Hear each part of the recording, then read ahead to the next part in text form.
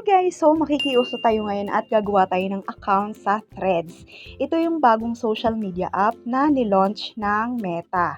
So, first is punta tayo sa Play Store and search natin yung Threads. Yan. And so, ito siya. So, pindutin natin yan. And, nakalagay dito is meron na siyang 50 million downloads. Okay, so, ito, tingnan muna natin to. Keep your username and find your followers.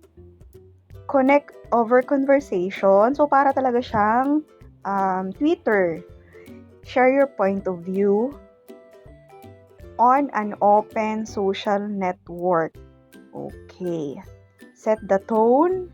So, ito yung mga features niya. And, top 10 siya, free in social, mga social media apps. So, ito yung mga reviews niya.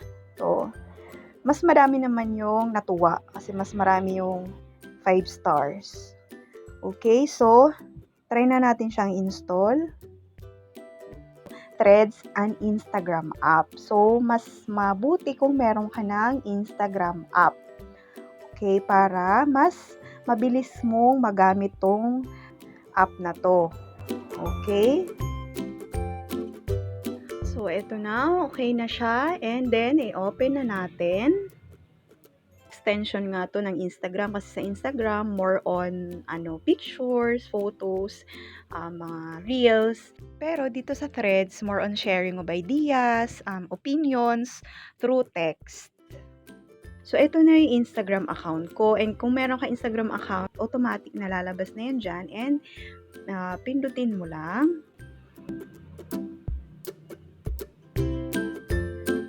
So, yan. Customize your Threads profile. So, ito yung profile ko sa Instagram. Nakalagay na siya. So, okay na yan. For me, okay na yan. And, write bio. Sabihin natin, hi. It's me. Simply, yan. So, ganyan lang muna. And, add link. So, dito, pwede tayong maglagay ng link. Import from Instagram. Try natin. Okay. Okay. So, yun. Yung kung ano pala yung nakalagay mo sa Instagram account mo is pwede siyang i-import mo dito na mismo sa Threads. So, ito kasi yung mga nakalagay ko sa Instagram account ko, pati yung YouTube channel ko. Ito na yung link. So, nandito na siya. And, i-continue natin. So, anyone on or off Threads can see, share, and interact with your content. Okay? So, continue. Public natin. Follow the same accounts you follow on Instagram. Okay? So, i-follow all na natin para meron na akong fina-follow. So, how Threads works? So, powered by Instagram. Diverse your data. So, join Threads. Okay? So, ito na. Nandito na tayo sa homepage ng Threads.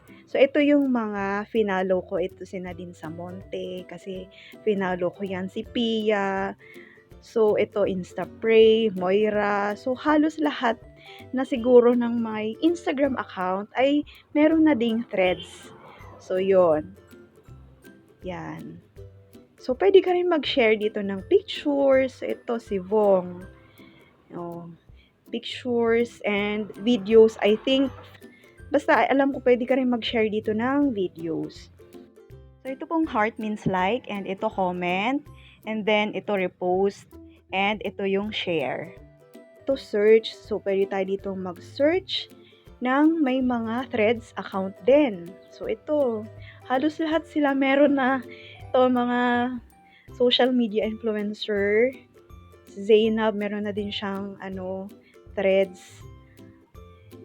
And ito is yung halimbawa, gusto mo nang mag-post. Start a thread. Hey, newbie. Welcome me. Ganon. Welcome me here. here. Threads. Post.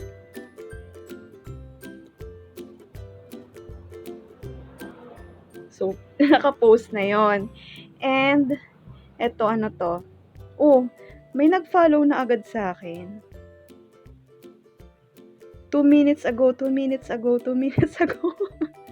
So, ito may mga nag-follow na agad sa akin. So, kayo, gumawa na din kayo. And then,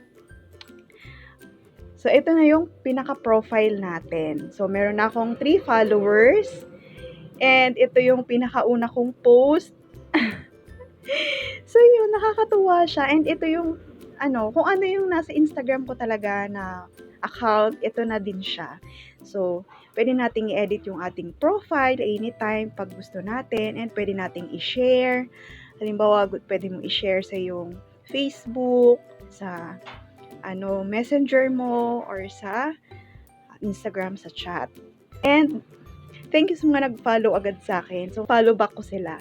So, yon. I hope nakatulong sa iyo yung video to. And kung oo, kindly like this video and subscribe to my YouTube channel for more YouTube tips, tutorials, and updates. Maraming salamat sa panonood. See you next time. Bye!